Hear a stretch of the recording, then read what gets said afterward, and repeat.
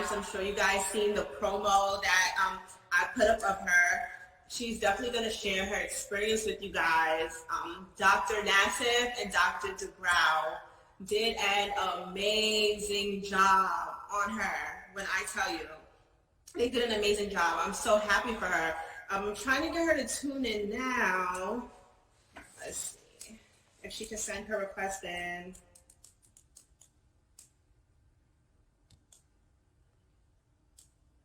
Because it just seems like 1 hour is just not enough.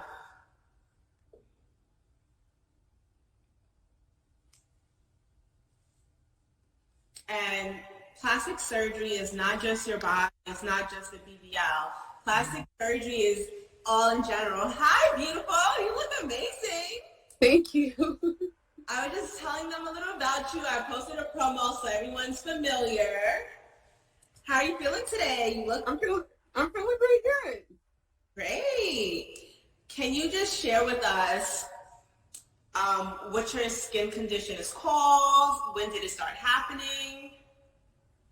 So I live with sarcoidosis and FSGS and lipodystrophy. So basically, sarcoidosis is an autoimmune disease similar to lupus. That's what I said on the show as well. And basically, it has been a journey because for many years I lived with a face that was pretty much like doing different stuff. So my breast, I also got breast implants when I was 28 years old. And so by the time I was like in my like mid 30s, my breast implants started acting a little weird. And I didn't realize that my body started to reject them when my health started acting crazy. Mm-hmm. And so I guess like, you know, people get breast implants all the time and there's no issue for them, but someone living with like an autoimmune disease, and especially I didn't really know what my diagnosis was at the time, and I had the breast implants, that was, you know, an issue. So, yeah. And I feel like I'm super close on the camera, so I might like move around a little bit. But like if I cover my camera just to move to another spot, I'm just doing that, but I'm still here. Okay. So yeah, I went through so much with my health, and it was pretty intense. And we're to the fact where I didn't even know if I was going to be living or not, to tell you the truth. So basically, a lot of things happened, and I do have a book that I wrote, and I don't have a copy with me to talk about it, but it's called From Beauty to Flaws. Mm-hmm. And pretty much the book focuses on, you know, stuff that I went through with my health. And a lot of stuff that I went through as far as like relationships and stuff, because the relationships that I was in were just not the best. So yeah, this is a better, yes, better. Yeah, so the relationships were just not the best.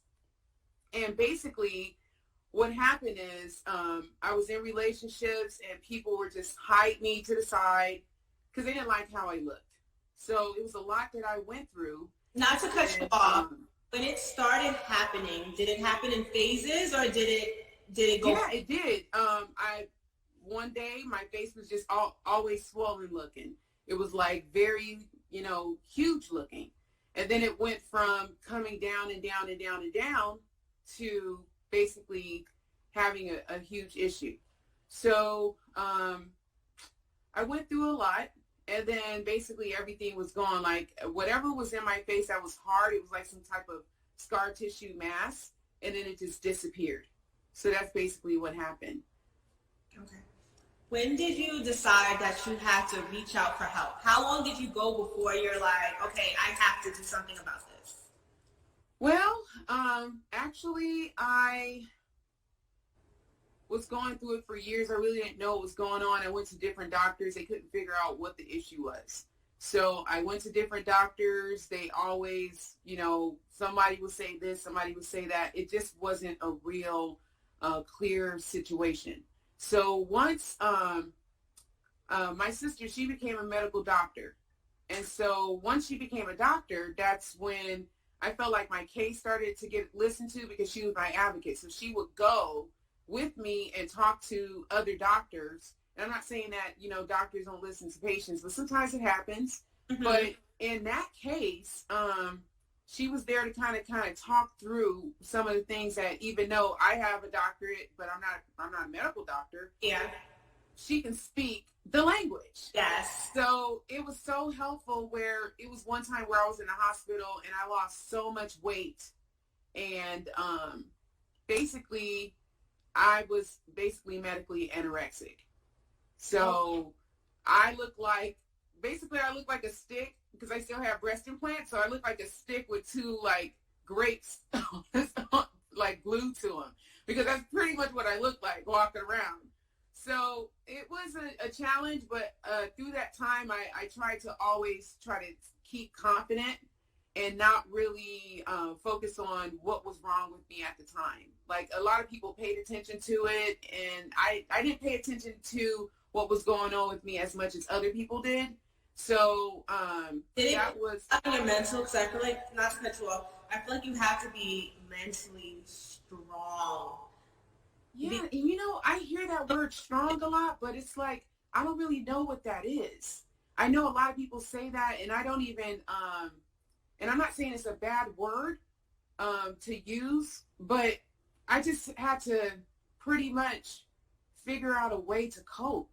So it's more like a coping thing.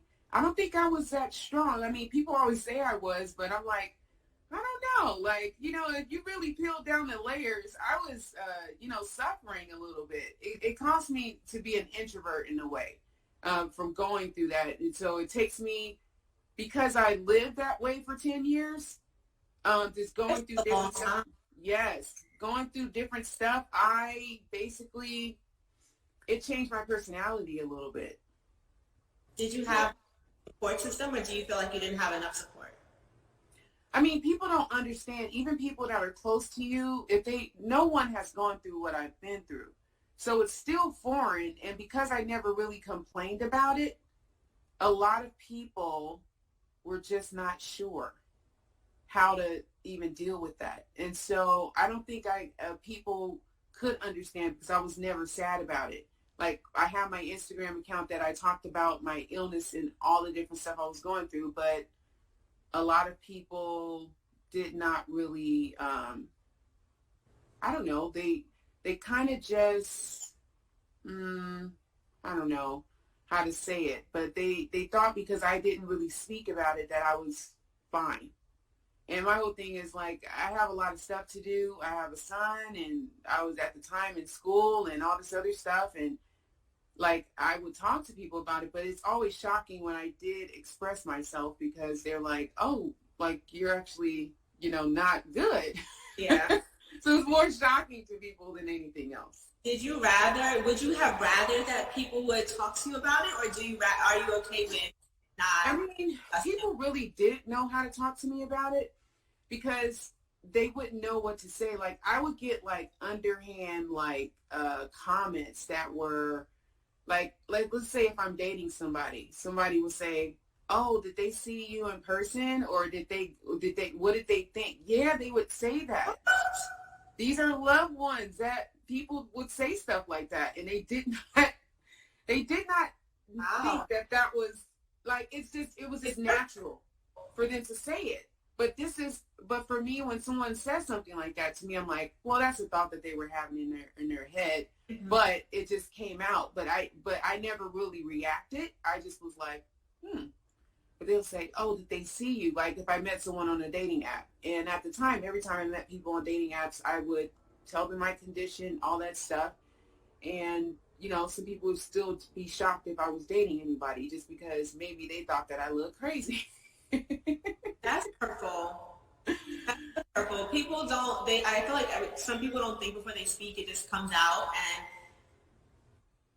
yeah, it's unfortunate. It's in the world. Like, I've seen the video of your face, and you look amazing. I just want to keep letting you know that you look amazing. To deal with something like sarcoidosis for 10 years, you don't know what's going on with your face. You don't know what's going on. You're living day to day with something that you don't know why your body's reacting this way. Your skin and bones.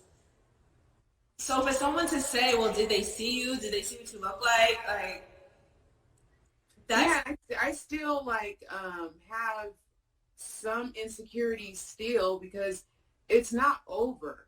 Like the work that they did on Botched is still an ongoing thing. Like people don't realize that I went on Botched in 2018 and I was still getting fillers and work done with the Botched team. And I even up till last year, I met with Dr. Mess and Dr. 𝕂𝕠𝕗𝕗𝕒𝕋𝕍, Dr. 𝕂𝕂𝕒𝕒𝕒. They asked about me to see how I was doing and stuff. And that's pretty much, I really appreciate the show because I actually went on the show just for my breast implant issue. And when they saw my face, they were like, what's this? Yeah. And I think what was so surprising because a lot of people always say, you have a good nature, Yes, you're so positive. You're so happy-go-lucky. You don't come across as someone who's insecure, who've been through something so traumatic for 10 years. You're like in high spirits, so you don't come across as if anything's wrong. Yeah, it's been difficult, and like I can't even believe I'm on here without a filter.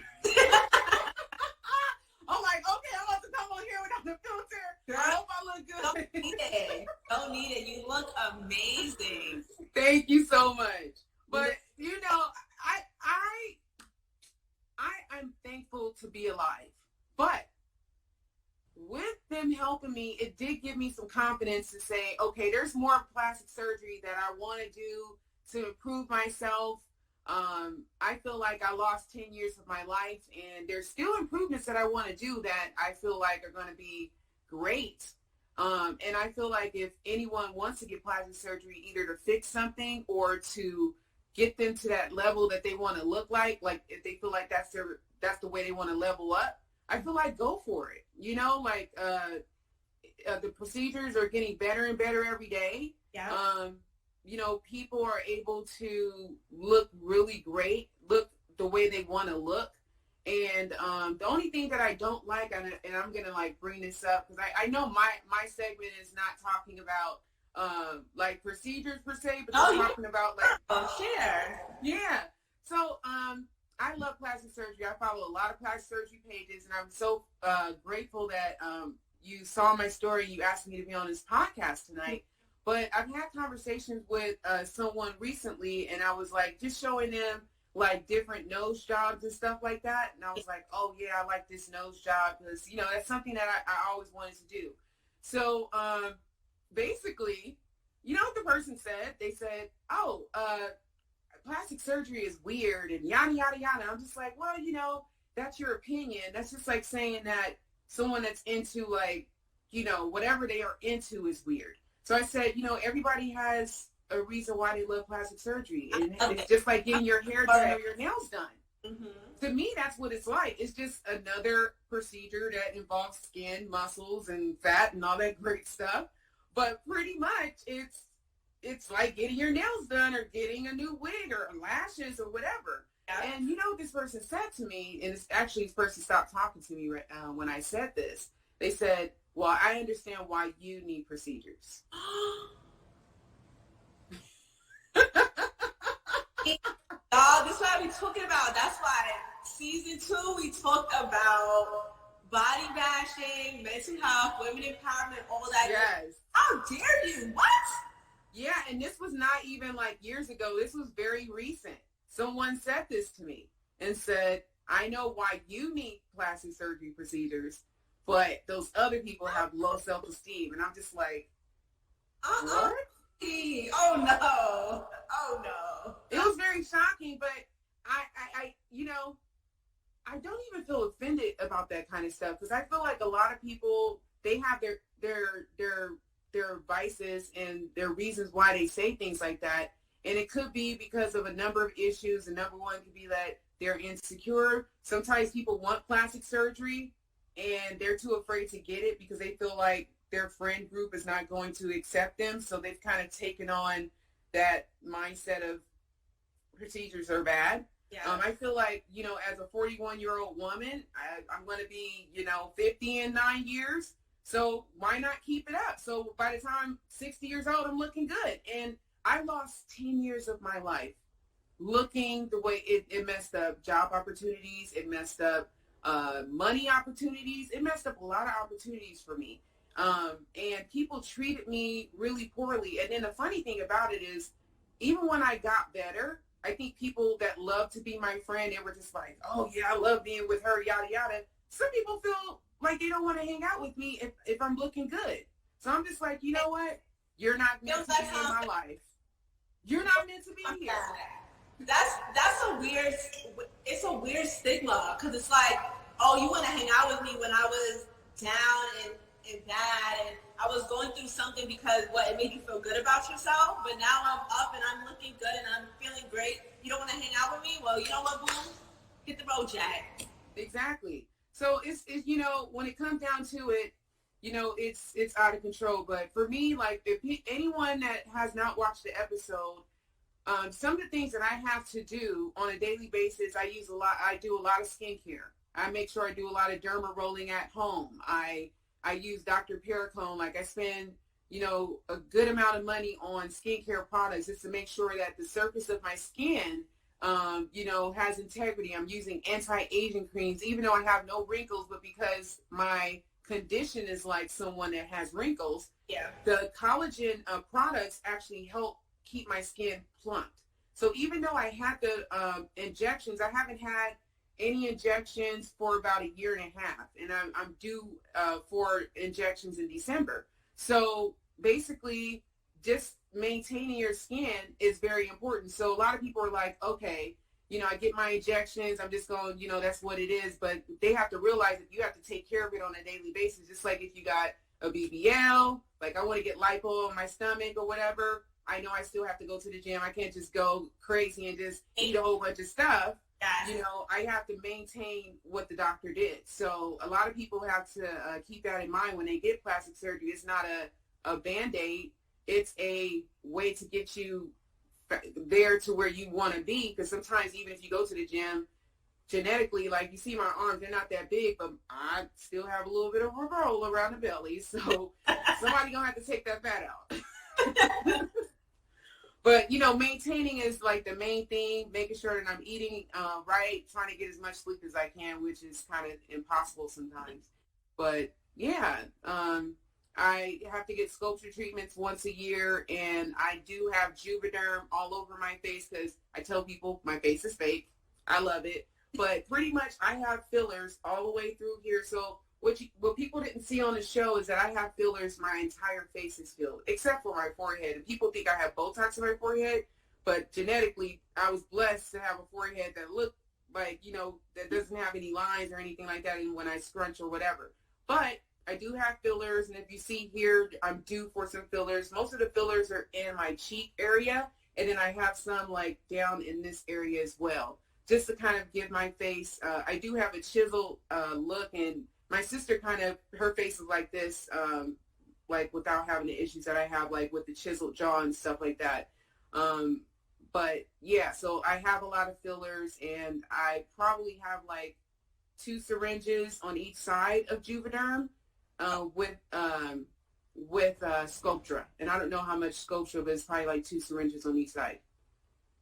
I just want to say you look amazing. I can't say it enough. I'm going to tell it to you every time I speak to you, because we will definitely keep in touch. I just want to say thank you so much. I'm so happy I found you. I'm so happy you were able to share your story. Women, we go through things and things happen to us, or anyone, you don't know what's going on. You want to find out, and it takes a toll. Confidence, no matter what anybody says, it will take a toll on your confidence and you as a person, on your day-to-day. People will treat you different, and whatever you do to make yourself feel good, I'm here for it. You cannot do any wrong, and you look amazing, and stay away from the negativity or anything. Oh yeah. And I just want to say, keep doing it. Keep it up. Thank you so much. You look bomb. Like, I'm happy for you. When I saw Dr. Nassif say it in the clip, she looks amazing. My smile was so big because I'm like, wow. looking at you right now, girl, you're 10 times that. Yeah, and I even have more improvements, you know, because I kept getting a little bit more fillers like after the show. So even the show, that was like the first round, but I have like just keep doing it and maintaining. And I'm really grateful to the show because I actually applied to the show like 2 years before. And then it was funny because I was going through a whole bunch of stuff in my life at that time. And something just said, take a break from that and apply. So one of my friends actually, she was like telling me to apply again. And then I applied and then I just went through the process. So the surgeries that I had were over 3 months. I had 3 months of surgery. I had one breast surgery. Then they looked inside and they were like, oh, something's wrong. And then they did like another like issue with the blood that I had in left breast. And then I told them, and we agreed both together that, you know, breast implants for me, because of the autoimmune issue, you know, was a problem. I just wish that, you know, the new procedures that they have out now, which are like the fat transfer to the breast, I think it's called Sculpt or something like that. I wish that I knew about that option, but that wasn't really available like when I got breast implants. But I think that's a cool procedure. Have you heard of that? I've heard of it. And I'm so sorry to cut you short. Oh, you have another guest. The live is literally going to cut off in a minute. I've heard of it. We'll definitely talk more. We'll be back next Thursday. Kofa, thank you so much. No problem. And thank you. Thank you for having me. If I ever come on the show again, just let me know, and I'm happy to talk. Thank you so much. All right, well, take care. In the surgery talk. Bye.